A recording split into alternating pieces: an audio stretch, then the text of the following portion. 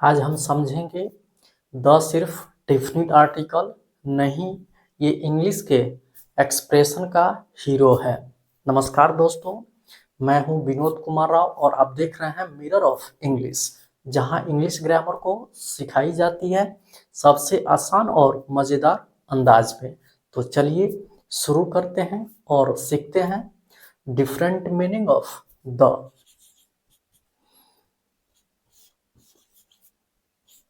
The is also used in the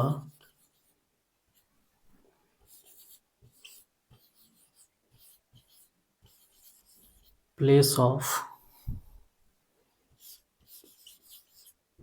this, that, these, those। The का प्रयोग this that this those के बदले होता है जब हम दिस दैट दिस दोज के साथ जिस नाउन का प्रयोग पहले हम कर चुके होते हैं उसी नाउन का प्रयोग पुनः हमें करना हो तो उस नाउन के पहले हम दिस दैट दिस दोज का प्रयोग नहीं करके द का प्रयोग करते हैं। चलिए ये सब हम कुछ एग्जाम्पल से समझते हैं। I have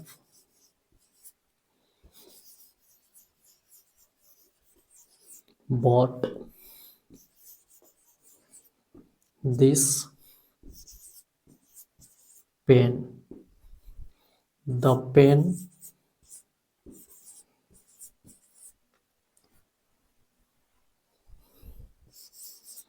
is costly. I have bought this pen. The pen is costly। यहाँ पे दिस के साथ जिस नाउन का प्रयोग हुआ है यह सिंगुलर काउंटेबल नाउन है, इसलिए इसके पहले दिस का प्रयोग हुआ है। तो दिस के साथ जिस नाउन की चर्चा हम पहले कर चुके हैं अगर उसी नाउन का चर्चा हमें पुनः करना हो तो उस नाउन के पहले हम द का प्रयोग करते हैं। यहाँ पे ये पेन जो है ये वही नाउन है जिसकी चर्चा हम दिस के साथ किए हैं और फिर उसी नाउन की चर्चा अगर हम कर रहे हैं तो उस नाउन के पहले द का प्रयोग होगा, दिस का प्रयोग नहीं होगा। यहाँ पे द का जो प्रयोग है ये दिस के बदले हुआ है, इसलिए यहाँ पे दिस का प्रयोग नहीं होगा। क्या है इसका मतलब कि दिस के साथ जिस नाउन की चर्चा हम पहले कर चुके हैं अगर उसी नाउन की चर्चा अगर हमें पुनः करना हो तो उस नाउन के साथ दिस का प्रयोग नहीं करेंगे बल्कि दिस के बदले द का प्रयोग करेंगे, वहां पे दिस का प्रयोग नहीं होगा। अगर आपको ऐसा ही आसान और मज़ेदार ग्रामर रूल्स सीखना है तो इस चैनल को सब्सक्राइब कीजिए, बेल आइकन को प्रेस कीजिए ताकि सभी लेक्चर्स का नोटिफिकेशन आपको मिलते रहे। चलिए ये सब हम कुछ और एग्जाम्पल से समझते हैं।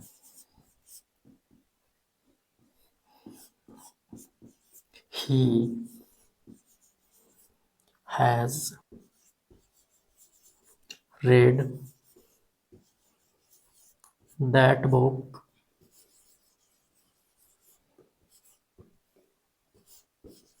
the book is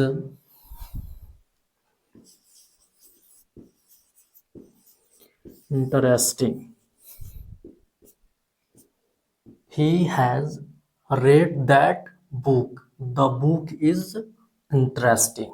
ठीक है, तो देखिए यहाँ पे दैट के साथ जिस नाउन की चर्चा पहले हो चुकी है वह बुक है और सिंगुलर काउंटेबल है, इसलिए इसके साथ दैट का प्रयोग हुआ है।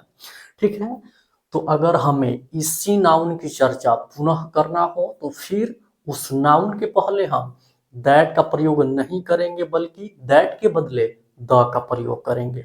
देखिए यहाँ पे दैट के साथ बुक का प्रयोग हुआ है और फिर इसी बुक की चर्चा हम आगे कर रहे हैं। तो यहाँ पे भी क्या है, ये बुक है, ये भी क्या है, सिंगुलर काउंटेबल नाउन है जिसकी चर्चा दैट के साथ पहले हो चुकी है। तो यहाँ पे इसके पहले द का प्रयोग होगा जो दैट के बदले होगा।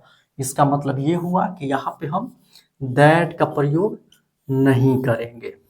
इसका मतलब क्या हुआ कि अगर आप दैट के साथ जिस नाउन का प्रयोग पहले कर चुके हैं, अगर उसी नाउन का प्रयोग पुनः करना हो तो उस नाउन के पहले हम दैट का प्रयोग नहीं करेंगे बल्कि दैट के बदले द का प्रयोग करेंगे। ठीक है, चलिए इस सब हम कुछ और एग्जाम्पल से समझते हैं।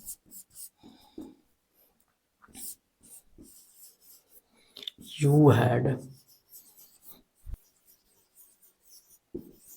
bought these mangoes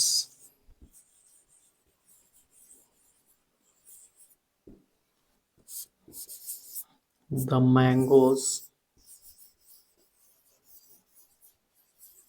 were unripe. You had bought these mangoes, the mangoes were unripe. यहाँ पे these के साथ जिस नाउन का प्रयोग हुआ है ये मैंगोज है, प्लूरल काउंटेबल नाउन है, इसलिए इसके साथ दीज का प्रयोग हुआ है।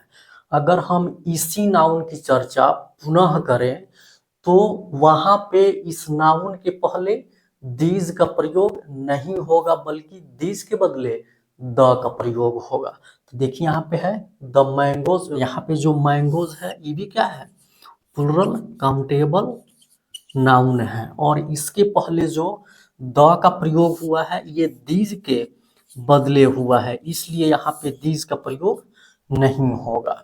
इसका मतलब ये हुआ कि अगर आप दीज के साथ किसी नाउन का चर्चा पहले कर चुके हैं, अगर उसी नाउन की चर्चा पुनः करना हो तो उस नाउन के पहले आप दीज का प्रयोग नहीं करेंगे बल्कि दीज के बदले द का प्रयोग करेंगे। चलिए अब हम इसे एक और एग्जाम्पल से समझते हैं।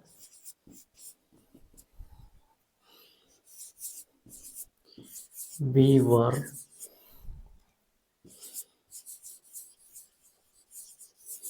eating those apples. The apples